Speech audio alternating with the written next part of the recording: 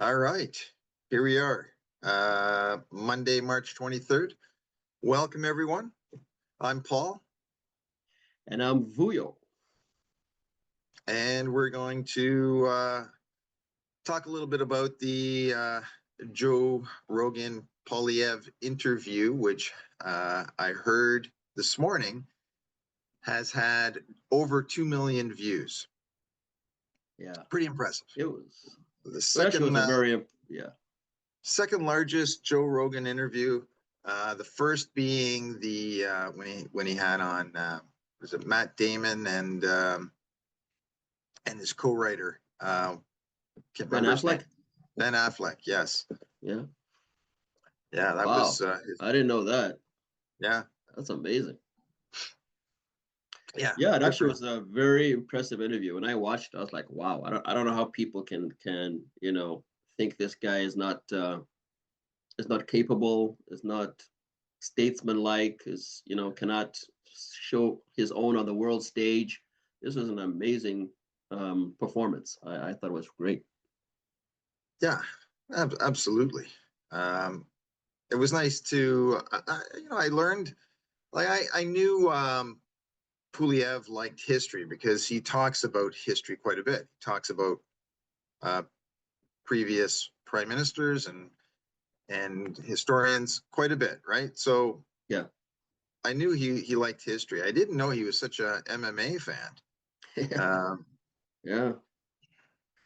Yeah, he yeah, doesn't strike me as a guy who's like muscular. I mean, we see him in suits, right? yeah, So yeah. He looks you pretty gotta good see for. see what is He looks what pretty is good in doing his under there. suits. Yeah, Yeah, yeah, he does wear it well. And one thing I liked is that he was wearing a suit. He didn't yeah, show up there in a t-shirt, eating apples. which yeah, which for me, when he did that at that time, I thought great. I thought it was a great look when he was putting that reporter guy down eating an apple. yeah, That was funny. yeah. But it looks like Canadians want to see a serious guy. So I think, as I said before in a previous episode, give the Canadians what they want, Yes, and I think he's doing that. So agreed. yeah, Agreed. Well, all the comments, the return comments, are in agreement as well. So he's on to something. he's onto something. Yeah, it's interesting. All the leftists too on CBC, CTV, all the talking heads actually liked his performance as well. I haven't really seen a total denigrating. I see it sometimes in comments. Some comments people are saying, "Oh, this is a persona. He's just putting this on. This isn't really him. We're gonna see the Yeah, real Pierre come out soon." yeah. Who's Whatever. that? Who's that guy with the blue glasses on CTV? Yeah. Um, Yeah, forget his yeah, name. I know what you're talking about. yeah. He had he was saying that this isn't the true Poilievre. We've seen the true Poilievre. Now he's trying to change his image. It was a good interview, but right. Yeah, exactly. But how many people know that his son is employed by Mark Carney, right? Oh, that guy's son. Yeah, the blue guy. Yeah, the blue guy Yeah, is. Yeah. yeah, yeah. His son is being employed by Mark Carney, and so I can't see his views switching. He's No. going to be a little stiffer because his son's employed by him, right? Yeah. Yeah. I actually didn't know that, but well, yeah. I Cool. mean, people are ideologues. I try not to be an ideologue. I am a conservative, but I'll see the sides, look at what are you saying, who are you, and then I'll make my decision. But Yeah, yeah. there it is. So we thought today we'd kind of take some clips from this interview and opine on some of the things that Pierre said, things that impressed us. It's the British system. And in our system, the opposition is an act of loyalty. That's what our system means. It means that if you are opposing the government, you're doing it out of loyalty to the good of the people. In our House of Commons, you have a half circle in your Congress. We have two sides in our Parliament. It's 2.5 sword lengths apart because they used to literally kill each other in the old English days. But the idea is the opposition is to prosecute the hell out of the government, make the mighty low. The most powerful people in the country are supposed to tremble every time they walk in that place because every mistake they made, every abuse of power, every corruption they might have done can be exposed and in front of all eyes. So our system is really designed to constrain the power of government through what we call parliament. Like, I don't work for government, I work for parliament, and parliament works for the people. We call it the House of Commons because it's the House of the common people. It's green in there because they used to meet in the fields of England. And so I really view the role of our parliament to limit the power of government, to maximize the power of the people, make people bigger, stronger, and more fulfilled by having the government narrowly focus on the things it's supposed to do. And what do you think of that? I thought that was a really good explanation of our system, contrasting it with the American system. Absolutely. And again, there's a little bit of history that I'm sure a lot of people didn't know. 2.5 sword lengths apart. Each side sits, and basically explained that it's the job of the opposing party to hold the government accountable for their actions, their decisions, right? Yeah, the government is supposed to tremble when it enters that parliament system, knowing that if they've done something wrong, they're about to be held accountable. Exactly. He told the story of when Joe Biden came in, and he was introducing himself to Joe Biden, and he said, "I am Pierre Poilievre. What's he say? Her Majesty's loyal opposition." And Joe Biden was like, "Loyal opposition? Isn't that like an oxymoron? How can you be opposition and loyal?" Yeah. And that's when he went into, he works for Parliament, and all of that. So I thought that was a great, like you said, history lesson. I found that good. Yeah, absolutely. So Poilievre's been doing his job all along, right?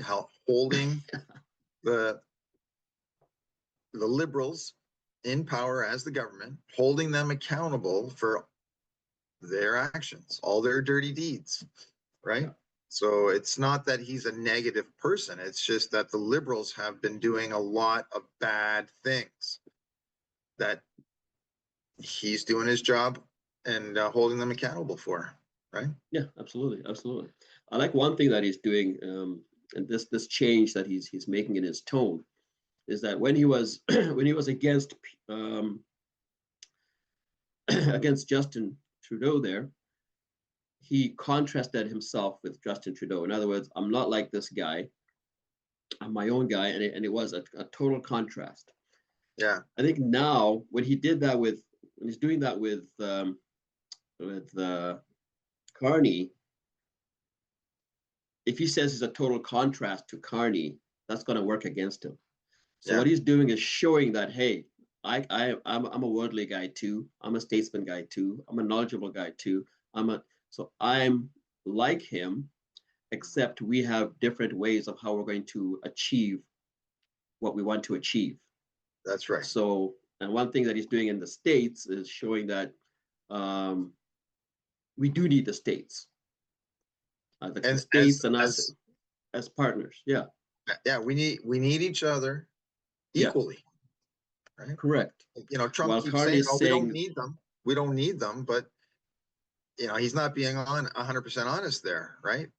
We don't need other countries, but when you partner with other countries, you're that much stronger, right? That's right. That's right. Especially with the States, though. I mean, 77% of our exports go to the States. You can't call that a rupture and talk about saying this relationship is over. It's not over. And I think that's what Pierre is saying. No, it's not over. Let's renew it. Right. While still, yes, absolutely, we should diversify our trade. Absolutely, that's a good thing. Yes. You can't just say at the expense of the States. That's not good. And a good point that Poilievre had is if we magically could replace all the trade we have with the States, we'd be exactly where we are right now. Right? Yeah. It wouldn't be any different. Yeah. Right? So you want to diversify, but you don't want to throw the states away. You want to keep you want to keep the states. You want to Of course. actually increase what you're doing with the states and vice versa, right? That'll make the continent very powerful. Exactly. All right, let's look at let's do this again. See how this looks. Let's look at affordability. We have the fourth biggest supply of oil anywhere on Earth. You guys pay a huge price discount for our oil because we're effectively, all our infrastructure to ship it is north-south. And it's a very unique heavy oil. So we accept, unfortunately, and for now, a price discount on the oil we send you, which can translate into more jobs and paychecks, but also lower energy prices. You've got $5 a gallon right now in lots of places in America. You're buying, I want to produce more so we can sell 2 million more barrels of Canadian oil into the U.S. market. And then there's housing. You've got huge housing pressures on young people. They can't afford a place to live. We're the biggest supplier of lumber for home building of any country that imports to the United States, exports to the United States. We've got very low cost but high quality softwood lumber we could be shipping. Or the best selling truck in America for 45 years now is the Ford Series. It's aluminum. It's a military grade aluminum body. You guys can't make enough aluminum here. You don't have enough bauxite or electricity to convert it into alumina and aluminum. You get your aluminum from us. A tariff does not bring the production to America. It raises the price of the aluminum and therefore the F-Series truck. Get rid of that tariff. You lower taxes. You lower the cost of an F-Series truck for the miner in Appalachia or the electrician in Ohio. And that's just on the affordability side. There's a lot we can do with our minerals to make the continent a hell of a lot safer as well. So I think it's in America's interest to come towards a tariff-free deal and trade freely as friends, and that will be good for both of us. Those are explaining why tariffs are just a terrible idea for both sides. Yeah. I like this example of the truck. Like you guys, the best-selling truck is your F-Series. We have the aluminum. You guys need our aluminum to make your trucks. You guys don't have enough, so we're exporting to you, and you want to tariff it. Like, so that's why the prices of the trucks are going up because you've tariffed aluminum. Like, that's just ridiculous. Yeah. Absolutely. Yeah. I mean, what can you say to that, right? He's full of undisputable facts, right? Yeah. How can you? Yeah. You can't knock that at all. You know, I didn't know the F-150 was made out of military grade aluminum. I don't. What are the? I don't understand. I don't understand how aluminum can be military grade. I don't know. Is it thicker? I don't know. I thought you needed steel, right? So, I mean, that's great. Aluminum doesn't rust. So I guess that's good for tanks and Jeeps and all that kind of machinery. But yeah, so I hope Trump was watching this episode because kind of makes a lot of sense. And Trump should just get on with it.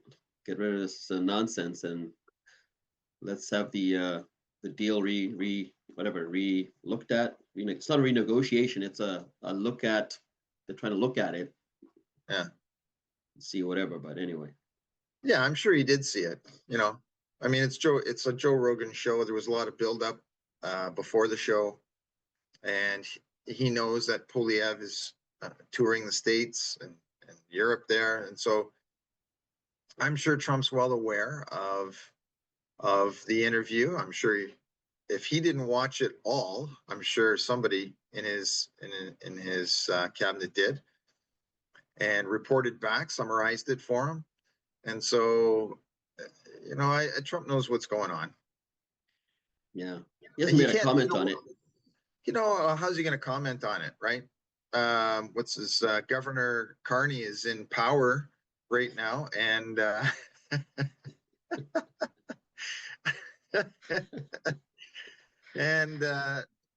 and you know, Trump can't reach out to Poilievre and say, you know what, I like your ideas. Let's have a sit down. I mean, I guess I guess he could if he really wanted to irk Carney. Yeah, I guess he could do that. Yeah, but I don't think Poilievre wouldn't though, because I think he said that he's not going to Washington because we have our prime minister who's that's his job to go do that. He's not gonna disparage him or criticize him on foreign soil. Yeah. And I thought that was a class act. Absolutely. And he also didn't fall for the Fidel Castro is Trudeau's dad. Yeah. So again, he was well prepared. He was well prepared not to get into those things, because that would have just hurt him. That would have just hurt him if he went along with that. Yeah, it's a great restraint when Joe Rogan has shot out that comment. It was almost knocked me off my chair. Yeah. Oh my goodness. Yeah. Oh, but great comeback. I like this, why he decided to run. And how long have you been attempting to become prime minister for? How long has this been going on for? Almost exactly 4 years, because I launched my campaign in February of 2022. Was this something that you had always had in the back of your mind, or? I'd say in the back of my mind, but it wasn't something I was set on. Like I thought maybe, when I'm in my 50s or 60s, I would try it, but I was in no rush to do that. How old are you now? I'm now 46. And so what motivated you to do it? Well, after COVID, as COVID was unfolding, it wasn't just the COVID policies themselves, it was the economic policies, because I've been very focused on economics in my parliamentary career. And I was seeing the size and cost of government, not just in Canada, but all around the world, growing so much. And that inflation was just destroying the working class people, and that it was going to get a lot worse. And so I ran on the platform of making Canada the freest country on earth. That we had a tradition of freedom in Canada. One of our earliest prime ministers, Wilfrid Laurier, was asked, what's Canada's nationality? And he couldn't actually list an ethnicity or a religion because we were already mixed up even 100 years ago. We had Scots and Irish and First Peoples. So he said, look, French, most of all French and English, and First Nations. So he said, Canada is free and freedom is its nationality. And I wanted to reinstate that idea. I wanted it to be the freest country anywhere on earth. And so I ran on that platform and won the leadership, and then ran in the last election and stayed on after that election. So that's all right. So that's a pretty noble reason to run. Inflation was going to skyrocket because people were just, pouring money into the economy. Yeah. The CERB. Oh, yeah. I guess it helped some people. Some people took advantage of it. Some people shouldn't have got any CERB, and they did. And but yeah, there were just putting money in. Inflation went through the roof. Yeah, there was government employees that took the CERB that shouldn't have taken it. It was just ripe for abuse, and absolutely. And the government didn't really care at the time. They weren't being strict on making sure people were eligible. You wanted boom. We'll get you later. And some people are paying for that now, and they're being chased. But they did get them later. Yeah. And it's good that Pierre Poilievre. I think people are seeing now a different Poilievre. Yeah. I hope people are going to give him a chance to allow him to show them this side of him and what kind of leader is going to be. I think it's good. Yeah. Well, it's been a year, and the results aren't good. So, I sent you that graphic about the statistics comparing Trudeau to Carney, and we were ousting Trudeau, and his statistics were better than Carney's are. So why we're holding on to Carney? What hold does Carney have on people? I don't know. I do not know, man. I do not know. I can't figure it out. There's no logic there. No. that I can see. I mean, sure, you're a liberal, so you'll always vote liberal. I mean, as conservatives will always vote conservative no matter what.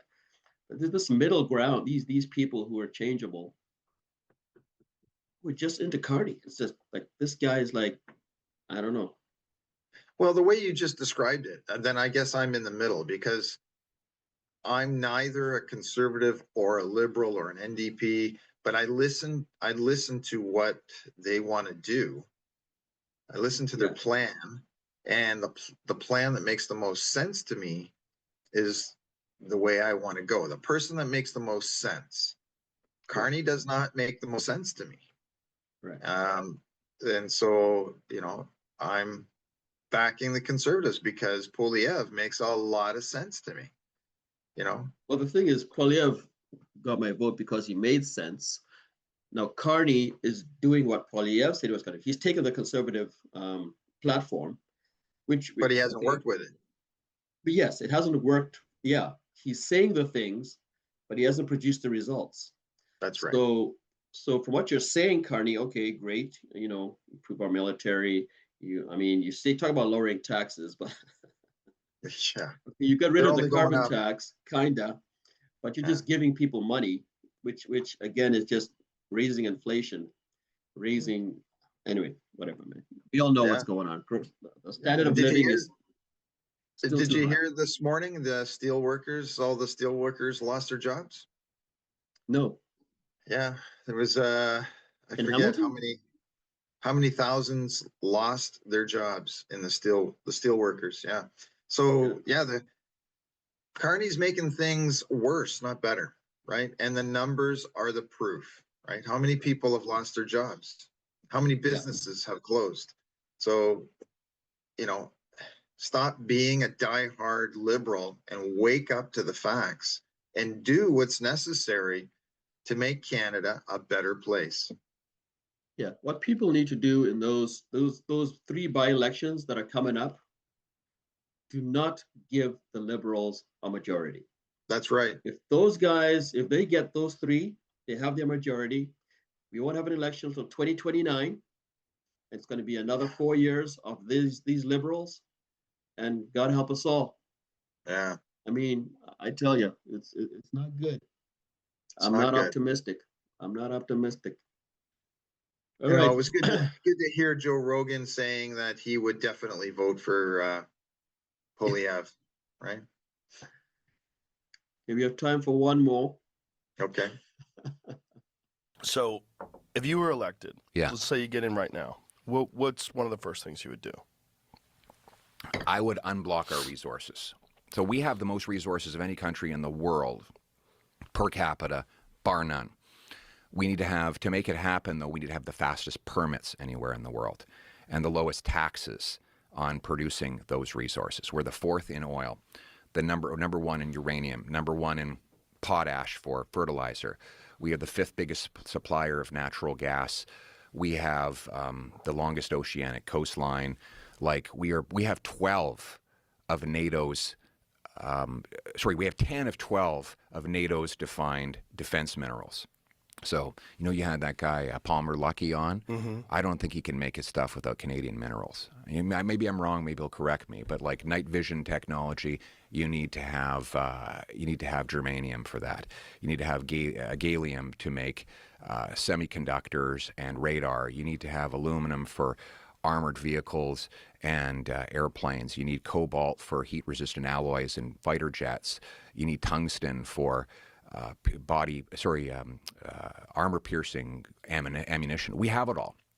And what I want to do is unblock those resources, produce them in abundance for ourselves and our allies, make $200,000 paychecks for our trades workers, build up an enormous strategic stockpile of it so that we have tons of leverage in international relations. And if, God forbid, there is ever a global conflict, we would have all the resources necessary to win it. So, but we need to get rid of a lot of laws that are blocking and replace them with laws that have fast permitting so that we can produce this stuff on scale very quickly. So, Okay, so get rid of the bureaucracy. Get rid of the bureaucracy. Let's unlock our minerals. Let's get stuff. Let's get the government out of the way. That's one thing he said on this on this episode was if he was going to start a new party, it'd be called "Mind Your Own Damn Business Party." Right? Just get the government out of the way. Let people live their lives. Just make a strong military, long judiciary, good police, keep us safe. Let get out of our way and let us do our thing. That's it. Yeah, it makes sense, doesn't it? Right? Make everybody prosperous, right? Make the country rich, and then get rid of taxes, right? That's his plan. He wants to make Canada a great place to live, right? It's just been going downhill. Right now permits. Yeah, right now permits can take years for you to get a permit. He wants to lower that. Let's get 6 months. Or he also talked about doing pre-permits. Like let's say there's a piece of land somewhere. You go tell people, go up there, do your environmental assessment. So there's someone wants to do something there. It's already been looked at. That's right? it. So someone can then go do it. It's been pre-done. And then the person can get the permit quickly and go ahead and do your building and whatever it is you need to do. It's like there must be common sense stuff, man. Yeah, I think it's great. This pre-permitting is a fabulous idea because I'm sure there's commonalities in writing permits, right? So get rid of do all the work that makes it that gets rid of the common, so that if you've missed something, you can then shorten the time it takes to go back and make a reassessment specifically for that reason. Right? Yeah. It's brilliant. It's brilliant. It's just common sense. Yeah, it's totally brilliant. Yeah, I don't know if you watched his interview in New York. I didn't know. No, the Harvard Club. Yeah, that was another by that French woman. That was another great interview. You should take the time to watch it because it's another great interview as well. Yeah, I'll watch it. But did you happen to notice on Joe Rogan how much coffee he was drinking? Yeah, he's been traveling all over.